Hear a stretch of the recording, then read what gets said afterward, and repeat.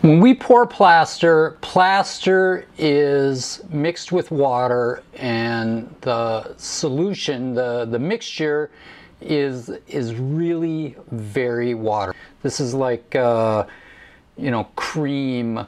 The container that we pour it into has to be something that we can take apart after we're done, but it needs to hold water. It cannot leak. So first, what we're going to see today, what I use are, we call them Cottles. It's the name. I don't know where that comes from. But a Cottle is a series of pieces. These pieces, you can see here very quickly, fit together in a way that create a container. This, let me lean this camera down. These are walls. The bottom is plastic, and this whole operation is going to hold water. And I can put my cup plastic container that we talked about in here, pour plaster over it, and we're going to have a mold. It's pretty simple. So this is what I use. I made these several years ago. I've been using them for, I think, maybe 5 years in my studio, and they're wonderful. A more traditional approach is to use, like what I have here is a stone top on my workbench, and people use plywood or solid wood, and they cut them so they have these little lips on the edge. And you know what they do is they'll take and put this on the stone top like this, use clamps to hold them together. Same situation, coming around four sides, end up with the container in the middle like that. I don't care for the plywood so much, or the wood ones. They've been coated with polyurethanes, so they're, we're going to say, water resistant, but they're not so easy to clean up, and they're kind of cumbersome. The plastic for me is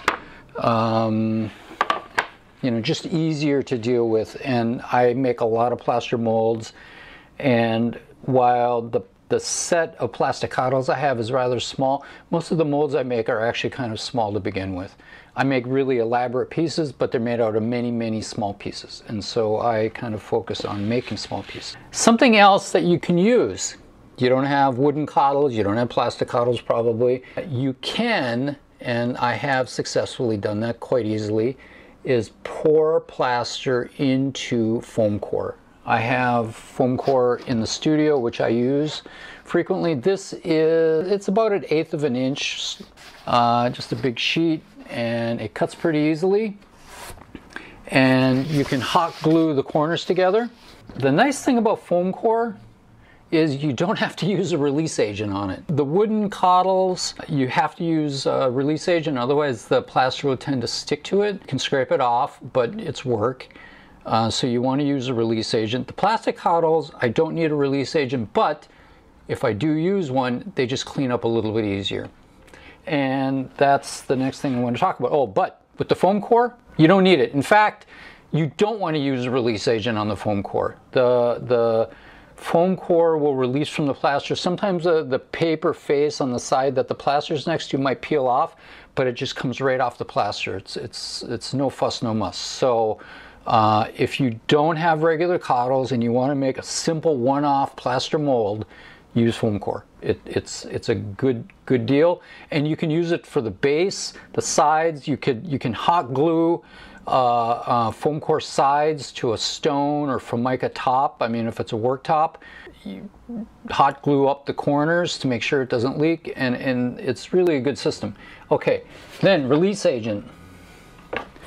I use off-the-shelf, super cheap Murphy's soap. This is the 1 gallon jug. They sell it in smaller containers. What I do is I mix it in, keep it in a little container. This lasts for a long time. Some people, you go 50-50. I'm more of a 70-30. 70 Murphy oil, 30% water, a little bit thicker. If you just paint Murphy's oil on your model and the foam and the forms, the Cottles, and just leave it. And you have a heavy mix like I do, you're gonna end up with brush strokes, and even on your model, which you don't want, right? We want to keep you know, whatever the model's texture is. So what I typically do, and you'll see me in the video when we make the mold of our plastic cup, is I brush this on and then I will let it almost dry, and then I come in with a nice soft cloth like a t-shirt material and kind of wipe it off. I kind of burnish the Murphy's oil, and then that allows me to get like a really perfect textural cast of the model. So when I'm going to do a time lapse of the actual making of the plaster mold, you'll see me do that, so pay attention to that.